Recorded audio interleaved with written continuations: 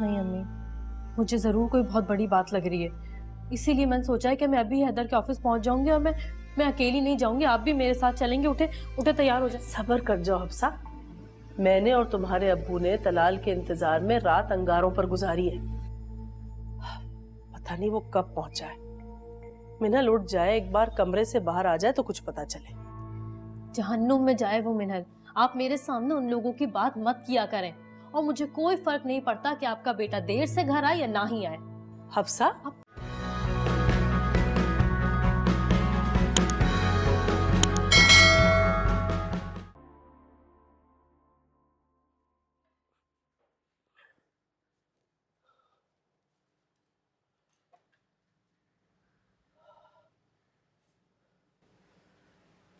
पता नहीं मेरा बेटा रात भर घर आया भी है कि नहीं।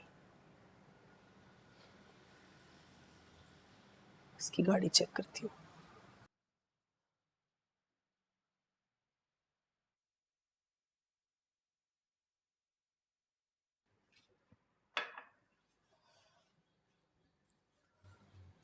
आप कहाँ गई थी सुबह सुबह? कहीं नहीं, तलाल की गाड़ी देख रही थी कि वो आया है या नहीं। तो क्या रात भर घर नहीं आए भाई? शुक्र है कि गाड़ी खड़ी हुई है, आकर सो गया। वो तो आराम से आकर सो गए, और मैं रात भर जागती रही, बार बार हैदर को कॉल्स कर रही थी। कॉल रिसीव की उसने? हुई बात तुमसे? कहाँ अम्मी, स्विच ऑफ की रिकॉर्डिंग सुनती रही। मैं रात भर उसके बारे में सोचकर परेशान हो रही थी। वो भी तुम्हारे बारे में सोचता रहा होगा, बेचैन रहा होगा तुम्हारे लिए।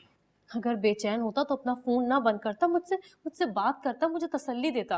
हो सकता है कि तलाल और हैदर के दरमियान जो बात हुई हो वो तुम्हें ना बताना चाहता हो, और ये चाहता हो कि तलाल खुद हमें बताए। नहीं अम्मी, मुझे जरूर कोई बहुत बड़ी बात लग रही है, इसीलिए मैंने सोचा है कि मैं अभी हैदर के ऑफिस पहुंच जाऊंगी और मैं अकेली नहीं जाऊंगी, आप भी मेरे साथ चलेंगे। उठे उठे तैयार हो जाए। सब्र कर जाओ हफ्सा। मैंने और तुम्हारे अब्बू ने तलाल के इंतजार में रात अंगारों पर गुजारी है। पता नहीं वो कब पहुंचा है। मिनल उठ जाए, एक बार कमरे से बाहर आ जाए तो कुछ पता चले। जहन्नुम में जाए वो मिनल, आप मेरे सामने उन लोगों की बात मत किया करें। और मुझे कोई फर्क नहीं पड़ता कि आपका बेटा देर से घर आए या ना ही आए। हफ्सा, आपको मेरी फिक्र नहीं है, आप बस चाहती हैं कि आपका कमाऊ बेटा और उसकी अमीर बीवी आपके हाथ में रहे, बस। कैसी बातें कर रही हो? मुझे सबसे ज्यादा तुम्हारी ही फिक्र है, इसलिए आधी रात को मैंने मिनल की क्लास ले डाली। उसे इतनी सुनाई है कि दिल ठंडा हो गया मेरा। आपकी जगह मैं होती ना तो सिर्फ बातें ना सुनाती उसे, आधी रात को उसका हाथ पकड़ के घर से बाहर कर देती। अच्छा था किसी ट्रक के नीचे आके मर जाती वो तो। अच्छा अम्मी बस, अब आप जल्दी से जाकर तैयार हो जाएं, हमें हैदर के पहुंचने से पहले ऑफिस में मौजूद होना है। हम पहले से वहां पर हो और पीछे से तलाल वहां आ जाए तो जानती हो कितनी बड़ी क़यामत आएगी।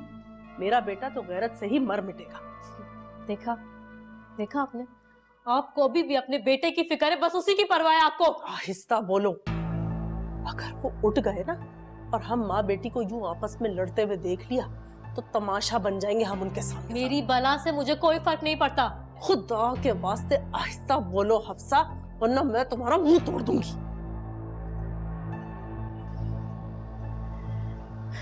अच्छा ठीक है, लेकिन मेरा वहां जाना, मिलना, हैदर से बात करना बहुत जरूरी है। मैं जानना चाहती हूँ कि उसने इनकार क्यों किया था।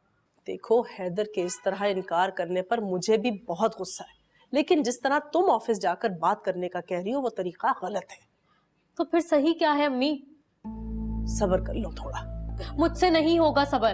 पहले मेरी पूरी बात तो सुन लो। मुझे जरा सुनगुन लेने दो कि आखिर बात क्या हुई है, तलाल ने हैदर से क्या कहा है, और उसके बाद तलाल और मिनल के दरमियान क्या बात हुई है। इससे क्या फर्क पड़ेगा? असल बात पता चल जाएगी तो हैदर को मनाना और भी आसान हो जाएगा हमारे लिए। अम्मी मैं देखो, मुझ पर भरोसा रखो। मेरा तुमसे ये वादा है कि मैं हैदर को मनाकर ही दम लूंगी। अच्छा ठीक है, फिर हम कल ही हैदर के ऑफिस जाएंगे या फिर उसके घर? फिर जिद, फिर जल्दबाजी। मैंने तुम्हें समझाया है ना कि जो भी काम जल्दबाजी में किया जाए वो अच्छे होने के बजाय और बिगड़ जाता है। अम्मी मैं और सब्र नहीं कर सकती, अगर आपको नहीं जाना तो ना जाए, मैं अकेली चली जाऊंगी। हफ्सा, मैं जो कह रही हूँ, जो कर रही हूँ, तुम्हारी भलाई के लिए। जिस तरह धागे या डोर में गिरें पड़ जाए और जोर से खींचे तो गिरें और मजबूत हो जाती है, इसी तरह ढील देकर एक एक करके गिरह को खोला जाता है। मान लो मेरी बात, वरना जो अच्छा भी होना होगा वो बुरा हो जाएगा। ठीक है अम्मी, सिर्फ 2 दिन, सिर्फ 2 दिन, मैं इससे ज्यादा वक्त नहीं दूंगी आपको।